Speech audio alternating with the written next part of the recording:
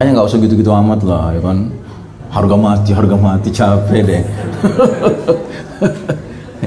Nggak ada tuh hadisnya Mekah harga mati, Nabi bilang gitu, nggak ada.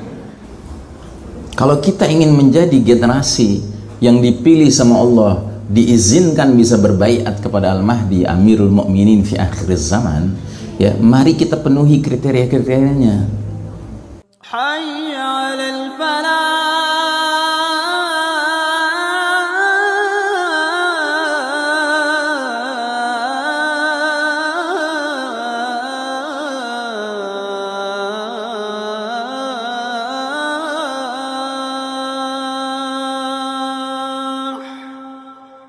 Nah, ini harus kita sadari. Seringkali kita umat Islam ini amat sangat sentimental, ya. Kita gampang gitu, diobok-obok perasaan kita, ya, seperti kemarin ini kita diobok-obok perasaan kita menyaksikan apa yang terjadi di Delhi, ya. Ya sudah sepantasnya memang kita memiliki perasaan simpati kepada ikhwanuna al-muslimin, al-muslimat yang terzolimi di sana. Cuman kita harus sadar bahwa semua ada kausalitasnya, ada sebab akibatnya. Kita harus sadar itu. Dan kita sekarang berada di titik nadir perjalanan umat ini. Yang berarti apa? Kita sekarang berada dalam situasi sebagaimana yang Nabi sudah katakan, hampir-hampir berbagai bangsa akan mengepung kali ya, seperti memperebutkan makanan di satu mangkok. Terus sahabat ada yang bertanya, apakah lantaran pada hari itu jumlah kita sedikit umat Islam? Kata Nabi, la antum kasirun, bahkan kalian jumlahnya banyak pada masa itu. Walakinnakum ghutha'un ka ghutha'is sail. Hanya saja kalian pada masa itu seperti buih mengapung di atas air. Ciri khas buih yang paling pokok apa? Nah, apa? Ringan, nggak berbobot, gitu loh. Jumlah boleh banyak tapi nggak berbobot. Dan akibatnya kata Nabi SAW selanjutnya, Allah Ta'ala mencabut rasa takut musuh kepada kalian. Hari ini musuh takut nggak sama kita? Nggak takut. Musuh nggak takut sama kita. Tapi yang lebih parah lagi kata Nabi, selanjutnya Allah Ta'ala tancapkan ke dalam hati kalian sebuah penyakit namanya al-wahan, hubbud dunya wa karahiyatil maut, cinta dunia dan takut menghadapi kematian. Dua sifat yang pantasnya menjadi karakter siapa? Orang kafir. Kalau ada orang mengaku muslim tapi dia cinta dunia, dia takut mati, apa bedanya sama orang kafir? Nah, jadi artinya apa? Artinya kejadian-kejadian yang menimpa saudara-saudara kita di berbagai penjuru dunia hari ini, ya kan, itu nggak terlepas dari hadis ini. Harus kita akui memang ada di antara umat Islam, dan jangan-jangan kita termasuk di dalamnya, yang terjangkiti al-wahan di satu sisi, sementara ada musuh-musuh kafir harbi, kafir yang memerangi Islam dan umat Islam, yang memang sudah dicabut rasa takutnya oleh Allah Ta'ala. Tapi coba lihat, perhatikan baik-baik, semua kejadian itu mirip. Kalau umat Islamnya itu lemah, ya kan, dizolimi, ya kan, ya terus penzoliman itu jalan terus. Nggak akan berhenti dia. Dia baru mulai berhenti kapan? Dua kemungkinan. Ketika umat Islamnya sudah habis dibantai, ya kan, dia berhenti. Atau ketika apa? Ketika diantara yang dizolimi tadi itu ada yang bangkit, ya kan, mengadakan perlawanan. Ya. Dan percayalah, setiap kali umat sudah mulai bangkit, memberikan perlawanan yang syar'i, yang sesuai dengan syariat, ya kan, mulai saat itu media tidak berperan lagi. Akan selalu begitu jalan ceritanya. Tapi ketika umat Islamnya dizolimi, oh media berperan, Pak. Media berperan. Kenapa? Karena senang mereka melihat umat Islam dizolimi. Makanya kita juga harus bisa memilah-milah yang mana yang sebaiknya kita ikut sebarkan, yang mana yang jangan kita sebarkan. Yang bagian sudah bangkitnya harus kita sebarkan. Yang bagian kita lagi terzoliminya, yang jadi angus, jadi segala, jangan disebarkan. Karena apa? Nggak menambah kebaikan buat kita. Kasihan saudara-saudara kita, sudahlah mereka hancur, sudahlah mereka terzolimi, kemudian kita sebar luaskan pula. Yang justru kita harus sebar luaskan ketika sudah mulai bangkit, ya. Coba lihat kasus Bosnia. Awal mula komunis Yugoslavia, komunis Serbia, komunis Kroasia itu melakukan pembantaian kepada kaum muslimin Bosnia, ya kan? Itu ketika apa? Ketika muslimatnya sendiri nggak membedakan antara nikah sama laki-laki muslim sama nikah sama laki-laki kafir. Ketika wanita-wanitanya sudah tidak merasa perlu untuk menutup auratnya. Ketika laki-lakinya sudah tidak memiliki ghairah Islamiyah, ya, tidak memiliki rasa cemburu bahwa istrinya diliatin rambutnya sama laki-laki lain. Ya. Ketika laki-lakinya punya penyakit dayus, ya, tahu dayus ya, ya nggak ada ghairah, nggak ada kecemburuan. Tapi begitu sudah mulai terjadi penzoliman dan menyebabkan hadirnya mereka-mereka yang sadar, oh kita nggak bisa menjadi muslim kayak kebanyakan muslim, kita harus jadi mukmin, bahkan kita harus jadi mujahid fisabilillah, dan menyebabkan mereka-mereka ini menularkan semangat berjihad kepada muslimin lain dari negeri lain berdatangan ke situ. Nah di situ mulai berperan, ya, PBB mulai mendukung ceasefire, ya, mendukung gencatan senjata. Mulai kemudian media tidak memberitakan lagi. Ya, karena apa? Karena itu bisa membangkitkan ruhul jihad. Nah ini harus kita pahami, ya, bahwa kita sekarang ini memang berada pada posisi defeated, kalah, dan karenanya wajarlah kalau umat Islam terus-menerus dijadikan objek rekayasa, objek skenario mereka, gitu. Yang karenanya kita nggak punya pilihan lain kecuali memperdalam dan mempertajam pemahaman kita tentang skenario Allah itu kayak gimana sih sebenarnya. Allah itu sudah menyediakan skenario kayak apa buat kita, dan kita harus menyesuaikan diri dengan skenario Allah Ta'ala itu.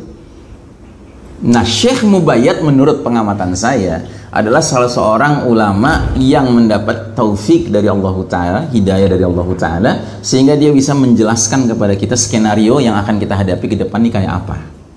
Ya. Pertama, perlu disadari, kalau Anda lihat slide nomor halaman nomor 15, ya. Kelihatan? Slide nomor 15 sudah ketemu? Yang punya bahannya sudah ketemu slide 15? Jadi di slide 15 ini ada gambar yang menjelaskan 5 periode, 5 babak perjalanan sejarah umat Islam. Dan ini diagram ini, gambar ini berlandaskan hadis Nabi, hadis riwayat Imam Ahmad, ya. Nabi Muhammad SAW menjelaskan bahwa umat ini dari waktu ke waktu akan mengalami situasi yang berubah-ubah, terutama dalam hal kepemimpinannya. Dan kita sekarang sudah di babak keberapa? Babak keempat, ya. Namanya babak apa? Mulkan Jabriyah, ya. Mulkan Jabriyah itu artinya para penguasa. Mulkan itu para penguasa. Jabriyah itu artinya yang memaksakan kehendak mereka, ya.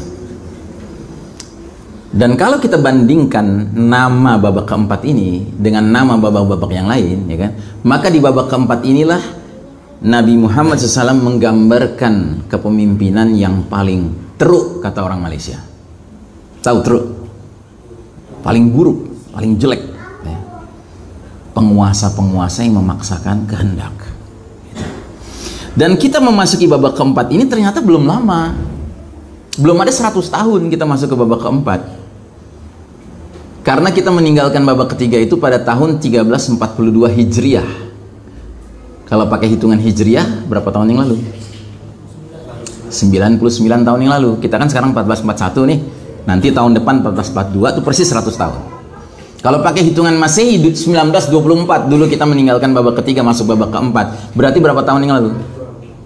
96 tahun yang lalu. Nanti 2024 persis 100 tahun kalau pakai hitungan Masehi, ya. Jadi belum lama kita masuk babak keempat ini. Babak di mana kepemimpinan itu akan selalu diwarnai oleh mereka-mereka yang berkarakter mulkan Jabriyah, penguasa-penguasa yang memaksakan kehendak mereka. Tapi sekalipun kita belum 100 tahun hidup di babak keempat, saya hakul yakin semua yang duduk di majelis ini tidak ada yang pernah mengalami babak ketiga. Ngaku deh. Ngaku kan? Siapa yang mengalami babak ketiga di sini? Nggak ada yang umurnya lebih dari 99 tahun kan? Jadi semua kita ini adalah generasi babak keempat. Generasi yang sejak mulai sadar waktu usia remaja tentang hakikat kehidupan bermasyarakat, sosial, politik, ekonomi, nggak pernah punya pemimpin yang memuaskan. Ya toh? Gitu. Sebabnya apa? Sebabnya Nabi sudah bilang, di babak ini kalian tuh akan punya pemimpin siapapun dia, mulkan jabriyah, penguasa yang memaksakan kehendak. Makanya kita mengatakan this is the darkest chapter of the Islamic history. Ini babak paling kelam dalam sejarah umat Islam. Nggak ada babak lebih kelam dari babak kita sekarang ini. Kita adalah generasi yang hidup di era babak umat Islam babak belur. Itu realitas, ya. Dan ini sejalan dengan informasi Rabbani dari Allah Ta'ala dalam surat Ali Imran 140. Allah sudah kasih tahu sama kita, وَتِلْكَ الْأَيَّامُ نُدَاوِلُهَا بَيْنَ النَّاسِ. Demikianlah hari demi hari, masa kemenangan dan kekalahan, kejayaan dan keruntuhan kami pergilirkan di antara umat manusia agar mereka bisa mengambil pelajaran. Ini Allah lah yang ngomong bahwasanya kemenangan dan kekalahan itu ada gilirannya. Cuma yang kita harus sadar adalah ada skenarionya, gitu loh. Kita jangan memaksakan skenario sendiri, nggak bisa. Karena kalau jadwalnya lagi kalah, ya sudah, pasti kalah. Kalau jadwalnya menang, Allah yang menentukan, ya kan pasti menang, nggak ada yang bisa menghalangi. Makanya tugas kita di muka bumi ini bukan memastikan kemenangan, tidak. Tugas kita memastikan diri kita di atas jalan yang benar. Walaupun berada di atas jalan yang benar itu kita akibatnya harus merasakan kekalahan, no problem. Tapi yang penting di atas jalan yang benar. Mengikuti jalan yang benar akhirnya dapat kemenangan, alhamdulillah, fathun qarib, kemenangan yang dekat. Tapi hakikat yang harus kita kejar adalah fathun mubin, kemenangan yang nyata. Kemenangan yang nyata itu di mana? Di akhirat nanti. Dakhalal jannah, masuk ke dalam jannah. Dan itu hanya bisa terjadi kalau kita di dunia berpegang pada pesan Nabi, qul amantu billahi tsummas taqim. Katakanlah aku beriman kepada Allah, kemudian istiqamahlah. Karena hari ini ketika kita umat Islam sedang mengalami defeated chapter, babak sedang kalah begini, ya kan? Terus muncul pula muslim-muslim yang mentalnya ikut kalah. Kita sadar kita sedang kalah babaknya sekarang ini, tapi yang nggak boleh adalah mental kalah, Pak. Mental pecundang itu yang nggak boleh kita piara. Dan uniknya ayat tentang tidak bolehnya kita memiliki mental pecundang, lokasinya persis satu ayat sebelum ayat tentang sunnatut tadawul, sunnah giliran tadi. Sunnah pergiliran tadi kan Ali Imran 140. Nah kalau ini Ali Imran 139.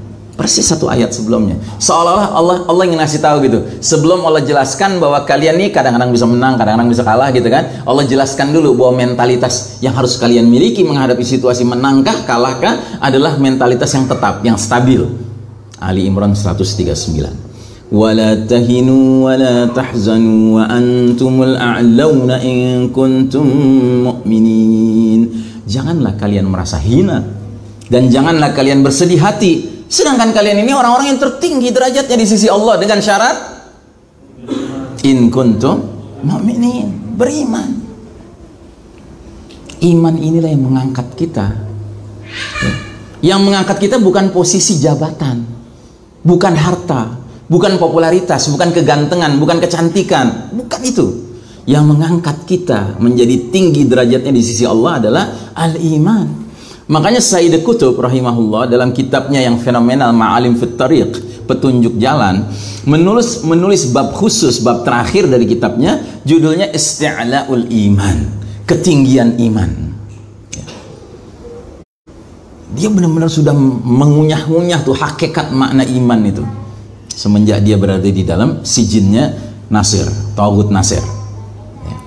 Dia kunyah-kunyah itu hakikat kemenangan, hakikat iman itu dia kunyah-kunyah. Ya. Jadi isti'la'ul iman itu adalah tidak pernah merasa rendah ketika iman hadir. Makanya generasi pengganti yang akan menggantikan generasi yang sudah termurtadkan, itu salah satu syaratnya apa? A'izzatin 'alal kafirin. Ya, bukan asyidda' 'alal kufar, tapi khusus disebutkan a'izzatin 'alal kafirin. Surat Al-Maidah ayat 54. Ini kan ayat pergantian generasi. Allah mengawali dengan ya ayyuhalladzina amanu may yartadda minkum an dinihi fasawfa ya'tillahu biqaumin. Hai orang-orang beriman, apabila ya barang siapa di antara kalian murtad dari agamanya, Allah akan datangkan satu kaum, satu generasi baru yang punya ciri A, B, C, D. Salah satu cirinya apa? A'izzatin 'alal kafirin. Nggak ada tuh perasaan rendah, nggak ada tuh perasaan apa namanya minder ya kan ngadepin orang kafir, nggak ada. Perasaan dia tuh izzah, dia punya marwah, dia punya rasa bangga diri. Tapi kebanggaannya ada alasannya apa? Iman. Bukan kebanggaan yang semata-mata karena orang kafir kaya, gue juga kaya. Oh gitu. Nggak gitu. Dia nggak merasa perlu untuk menunjukkan kekayaannya di hadapan orang kafir. Orang kafir nguasain teknologi, gue juga bisa nguasain teknologi. Capek deh. Gitu. Kalau orang kafir mau bangga dengan teknologi, urusan mereka. Jangan kita kemudian merasa kita jadi hina karena kita nggak nguasain teknologi. Nggak begitu.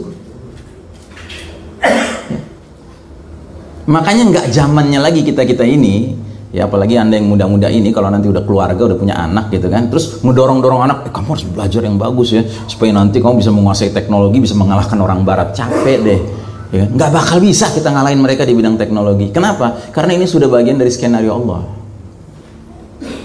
Yang terjadi nanti bukan kita menguasai teknologi, enggak, Allah habisi teknologi ini sehingga kita jadi setara mendadak sama mereka. Dan itu diisyaratkan sama Nabi. Nabi mengisyaratkan dengan hadisnya yang ketika para sahabat dengar nggak nyambung, nggak connect. Wa'udtum min haitsu bada'tum, wa'udtum min haitsu bada'tum, wa'udtum min haitsu bada'tum. Kalian akan kembali kepada kondisi kayak dahulu. Kalian akan kembali kayak kondisi dulu. Kalian akan kembali kayak kondisi dulu. Para sahabat dengar ini bingung. Kayak kondisi dulu, kondisi mana gitu. Tapi kita sekarang yang hidup dengan bergelimangan teknologi canggih ini, ya, kita bisa mengerti. Oh ini isyarat akan terjadi shutdown of modern technology sehingga kita akan kembali kayak dulu lagi. Nggak ada ceritanya naik motor, naik mobil, naik pesawat ya kan. Yang ada adalah naik kuda, yang ada naik himar, yang ada naik onta ya. Nggak ada yang namanya berperang tuh pakai tet gitu ya kan. Apa perang apa ya? Perang memble ya. Perang yang tidak fair ya. Sementara mujahidin berkeringat-keringat di bawah matahari, mentok-mentok paling pakai M16, pakai AK-47, paling jauh RPG. RPG itu senjata anti tank gitu kan. Sementara mereka musuh-musuh Islam di ruangan AC, nggak ke medan perang pakai komputer ya kan, kayak main game aja pakai mouse. Oh, mujahidin observed ya kan. 200 mujahidin observed, target lock ya kan. Pencet knob, drone bergerak dengan rudalnya. Mati 200 mujahidin sekaligus. Adil nggak tuh? Nggak adil ya. Nggak adil. Dan Allah tidak akan biarkan ketidakadilan ini berjalan terus ya. Allah akan habisi teknologi canggih ini sebagai bentuk pertolongan kepada kita ya. Makanya jangan bangga dengan teknologi canggih. Manfaatkan silahkan, jangan diharamkan juga ya kan. Manfaatkan untuk kebaikan, untuk kebenaran ya. Cuma kita jangan menjadikan itu andalan. Karena apa? Karena nanti pun ketika Al-Mahdi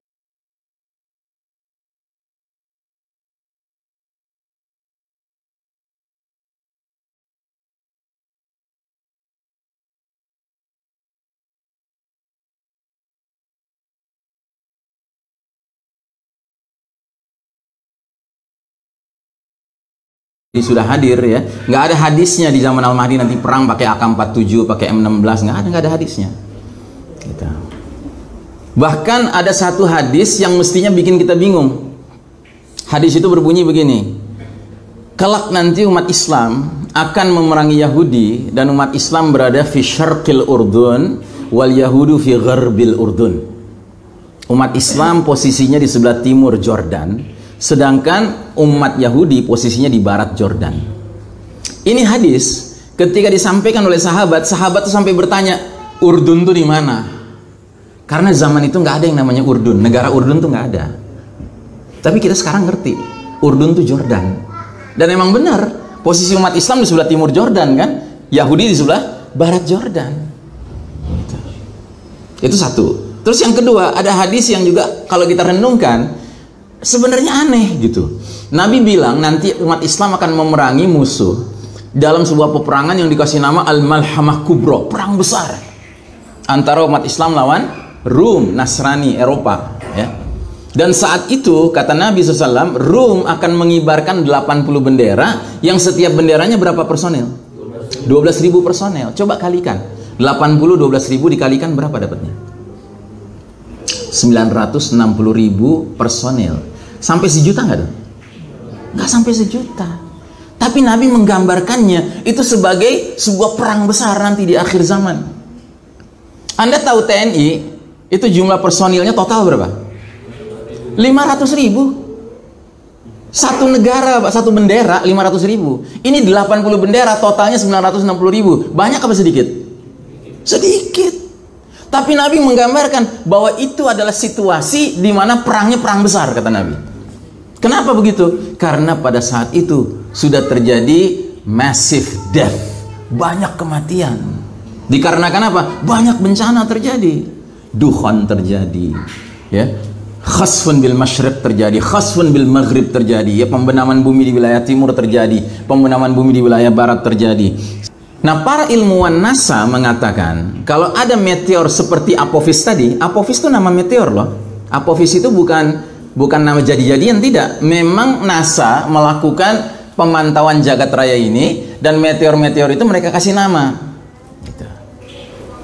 Dan salah satunya mereka kasih nama meteor Apophis. Bahasa Latin yang artinya apa? The Destroyer, sang penghancur. Karena apa? Ukurannya yang begitu gigantic, begitu besar. Yang dikhawatirkan kalau sampai Apophis itu berbenturan dengan planet kita, ya kan? Maka gambaran skenario yang bisa terjadi adalah seperti dalam video tadi. Kalau jatuhnya di daratan, dia menimbulkan kepulan asap karena benturan, ledakan, ya kan? Dan itu yang disebut dengan dukhan. Tapi kalau jatuhnya di samudra, dia akan menimbulkan tsunami dahsyat. Yang ketinggian dinding air tsunami-nya sampai ratusan meter, 230 meter. Bergerak ke kiri ke kanan berarti dia akan menghantam wilayah timur, akan menghantam wilayah barat. Dan itu akan menimbulkan pembenaman dua wilayah itu. Dan negeri antum di mana? Di timur, ya kan? Makanya nggak usah gitu-gitu amat lah, ya kan? Harga mati capek deh. Nggak ada tuh hadisnya Mekah harga mati, Nabi bilang gitu, nggak ada Nabi bilang Mekah harga mati, enggak. Dan Nabi buktikan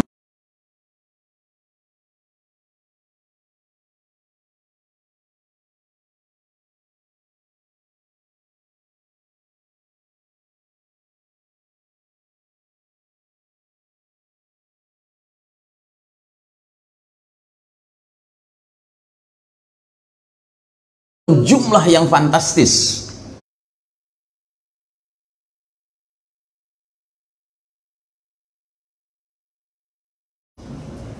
Dan itu belum kelar, bukan hanya dukhan, bukan hanya pembenaman bumi di timur dan di barat, tapi juga zalazil. Zalazil itu gempa-gempa dahsyat akan terjadi. Belum lagi orang kemudian di mana-mana menjadi kelaparan, global famine, ya, kelaparan mendunia. Dan itu menyebabkan apa? Orang kalau sudah nekat, kelaparan itu jadi nekat. Karena nekat, akhirnya dia akan begitu ngelihat tetangganya punya makanan, direbut sampai berbunuhan. Itu juga menimbulkan kematian lagi. Akibatnya apa ya? Populasi planet bumi ini berkurang jauh.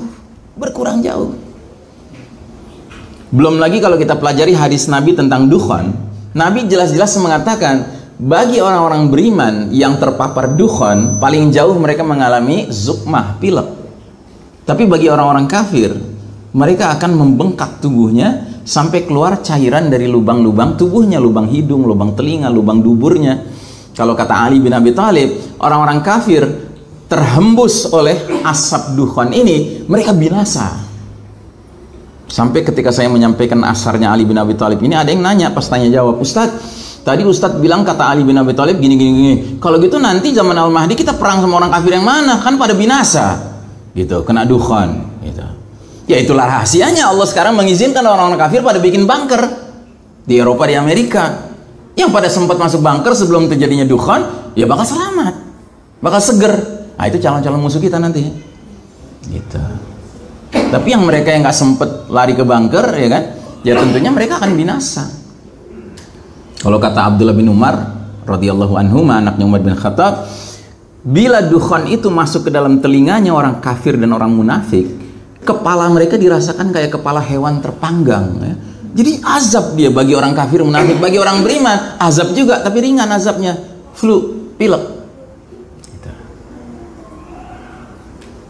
Nah, jadi saudaraku rahimakumullah, belum ada apa-apa.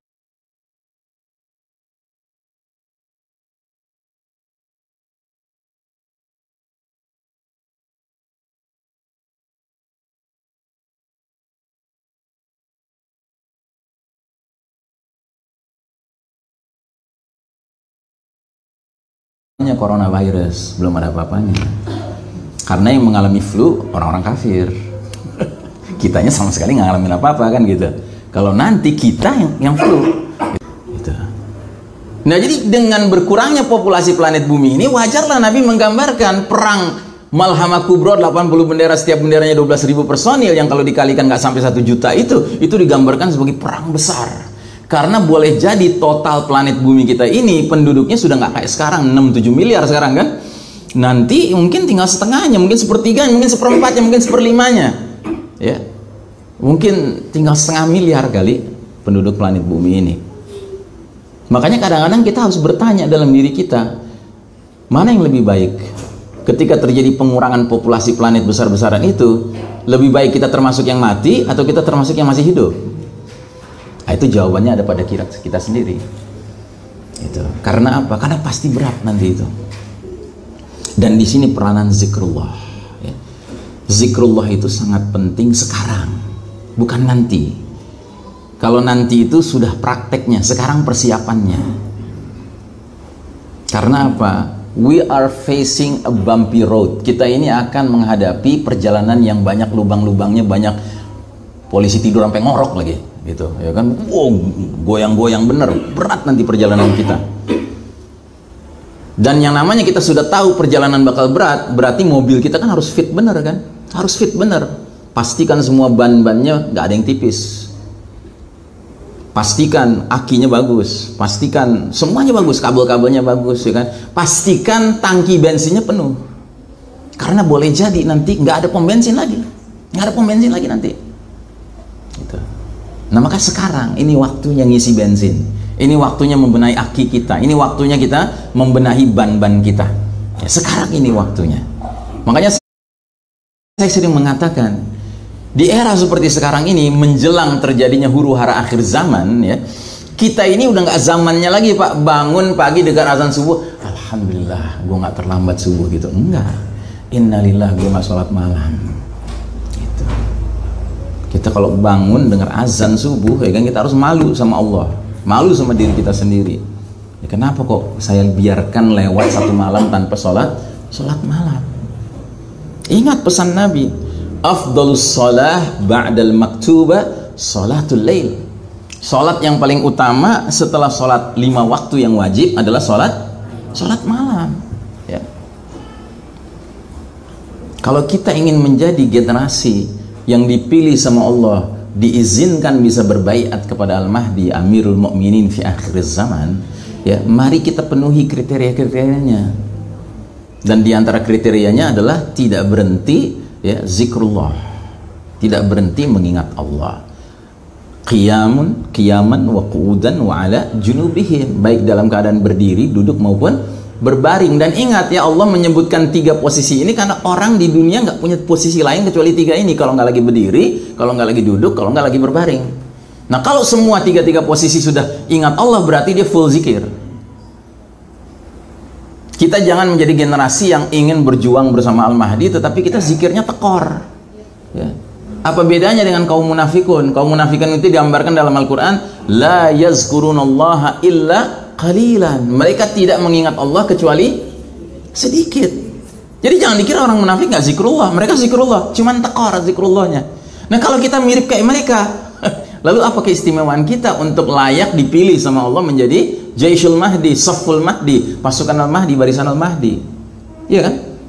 Gitu. Hayya 'alal falah.